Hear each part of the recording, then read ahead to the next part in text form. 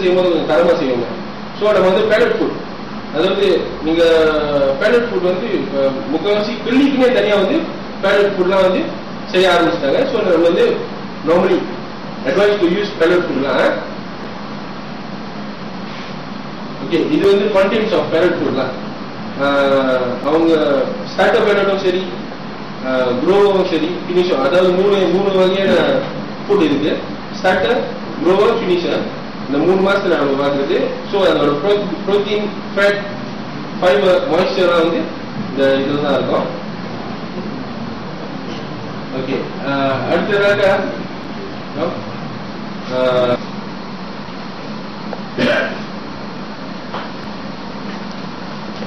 இது வந்து பல வகையான கோலம். இந்த முறையெல்லாம் வளர்க்கணும், அப்படி வளர்க்கணும் இல்லை, எப்படி வேணா நம்ம வளர்க்கலாம். அதில் ஒரு 4 பீஸ் மட்டும் இதில் எல்லாமே யூஸ் பண்ணுற குளம். அவங்களே வந்து இது வந்து குளம் தராங்க. ஸோ இந்த குளத்தில் வந்து அதோட முதல் நெகட்டிவ் எப்படி பார்த்துருங்க. குளம் தானே நம்ம சிக்கன் கறி வளர்க்குறதுனாக்கா, ஸோ அது மெயின் ரிஸ்க் வந்து கிரேடிங் பண்ண கஷ்டம், கிரேடிங் பண்ண முடியாது. ஏன்னாக்கா நம்ம வந்து அதை இறக்கி விட்டுருமா, திருப்பி அந்த மீன் வந்து பெருசான நம்ம எடுக்க முடியாது. ஸோ நம்ம வந்து சூஸ் பண்ணி எடுக்க முடியாது. முதல்ல வந்து விதி சொல்லியிருப்பாரு கிரேடிங் என்னது. ஸோ அந்த கிரேடிங் பண்ணுறதுனாக்கா தேவைனாக்கா மேபி நம்ம பண்ண முடியாது. ஏன்னாக்கா மெயின் ஒன்றை வந்து வச்சுக்க மாட்டாங்க. ஸோ அதோட நெகட்டிவ் வந்து இதுதான், கிரேடிங் பண்ண கஷ்டம். ரெண்டாவது இதுதான் லேட்டஸ்ட் கேன்வஸ். இதோட போஸ்டிங் வந்து மெம்மான் சீப், ஈஸியாக ஹேண்டில் பண்ணுறது.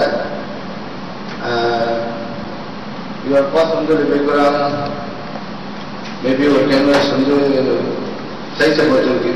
பிலோ 1 kg ஒரு கேன்வஸ் வாங்கினாக்கா. ஸோ இது ரெக்கராக அப்படி என்ன வளர்க்கணும்னு ஆசை இருந்தாக்கா இது யூஸ் பண்ணலாம். ரெண்டாவது ஃபைபரும் கென்வஸும் ஏறப்போற சமாதான். என்ன வந்து ஃபைபரோட கென்வஸோட ஃபைபரோட காஸ்டிங் வந்து இன்னும் கூட. ஸோ இதில் வளர்க்குறது லேட்டஸ்ட் கடைசியாக வந்து சிமெண்ட் வந்து காஸ்டிங் கூட. இன்னொன்று வந்து இதோட லைஃப் டைம் வந்து கம்மி. எத்தனை ஜெனரேஷன் நம்ம காய்க்கலாங்க.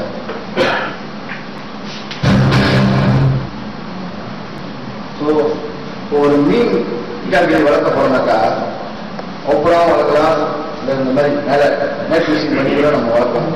ஸோ நம்மளோட சஜஷன் என்னன்னாக்கா மேலே நெட் யூஸ் பண்ணோமா, சூரிய ஒளியிலிருந்து ஸோ மீன் வந்து ப்ரொடெக்ட் பண்ணோம். இன்னொன்று தண்ணி வந்து சீக்கிரம் காய வெயில். ஏன்னா இது வந்து 70% சூரியனோட அந்த ஹீட் வந்து தப்பிஸ் சரி முடிஞ்ச என்ன வளர்த்தோம்னாக்கா மேலே யூஸ் பண்ணுங்க, இந்த மாதிரி நேட்டில் யூஸ் பண்ணுங்க. இல்லைனாக்கா அந்த குளத்து மேலே கேன்வஸோ இல்லை ஃபைபரோ அது மேலே யூஸ் பண்ணலாம். இது வந்து வாட்டர் மீன் வளர்க்கக்கூடிய தண்ணி ஜினிஸ் தண்ணி. என்னக்கா மீனை வந்து முக்கியமாக வந்து மெக்கானிக் போரிங் இருக்கும். போரிங் இல்லைனாக்கா கிணறு. இங்கே காமிக்கிறது எங்களோட வந்து கிணறு.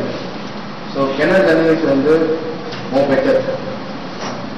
ஏன்னாக்கா அதோட தண்ணியோட பிஹெச் வந்து ஆல்மோஸ்ட் வந்து நியூட்ரலாக இருக்கும். ஸோ இது வந்து குளத்துக்குள்ள பைப்பிங் அவுட்லெட் பண்ணுவாங்க. இந்த அவுட்லெட் எல்லா குளத்துக்கும் கண்டிப்பாக அவுட்லெட் இருக்கும்.